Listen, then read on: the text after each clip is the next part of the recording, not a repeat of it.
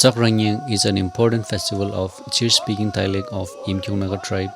The word Tsak means grain of all kinds, Ran, shortened form for Rambu, means harvest prospect of the year, and Nyüng meaning festival.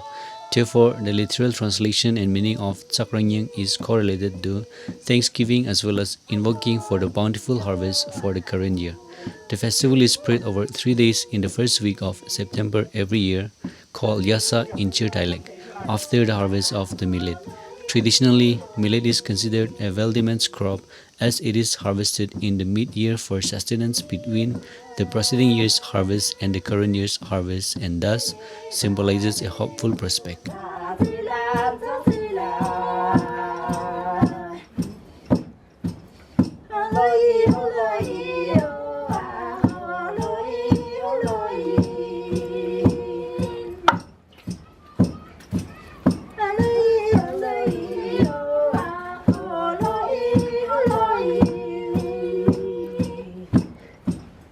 The festival is announced 4 days, that is Kindo, ahead by the village elder Kizanle for due preparations.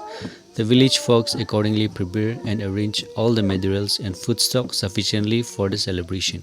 These include rice beer called pub in Chirr dialect, varieties of vegetables and fruits, firewood, bread, livestock to be slaughtered, etc.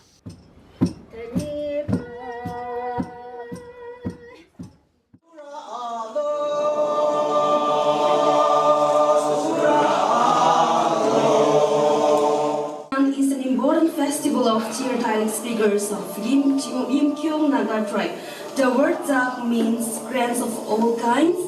Rang, shortened form from Ranve, means harvest prospect of the year, and Yan meaning festival. Therefore, the literal translation and meaning of Tsakran is correlated to Thanksgiving as well as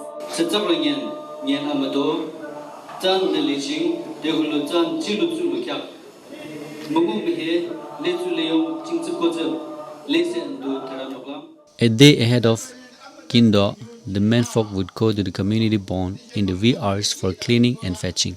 Thereafter, the head of the family would wash his face, uttering in Chirr dialect, "Hey, Beman Tsotse Rakilo Ven," meaning, "Let this wash away our adversities." On the same day, the womenfolk engaged themselves in collecting all the necessary essentials from the field, while menfolk would gather for cleaning the village and its surrounding. This was done to ward off sickness and also to prevent enemies from intrusion during the celebration. On the first day of celebration, that is Kindo, animals are slaughtered and a scrap of meat, soso, are distributed and exchanged among the members of the community. The feast would then commence by performing the rite called Pong Memhat by the elders of the family or head of the clan, village chief. Pong Memhat is a traditional ritual usually performed by an elderly people by splashing some drops of rice beer from the cup and a bit of liver is pinched and thrown. This act was performed on solemn occasions to invoke divine blessings and prosperity. The family or head of the clan, village chief, after performing this act, would invite all the members of the family to join the feast. The celebration on this very day is confined within the family and closely knitted ties.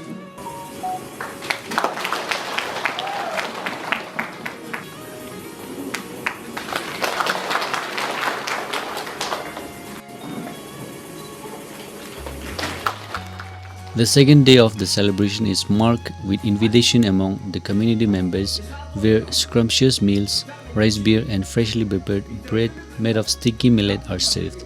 The community members would go around the village in group, each holding a cup of rice beer and drowning themselves in merriment, known as koshum in Chirr dialect.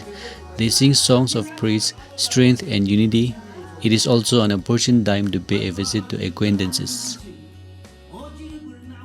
On the third day, invitations are extended to people who will miss out in Koshim. This group of people are mostly the maternal relatives called Marile, widows, widowers, and the destitute, and are served with scrumptious meal and rice beer.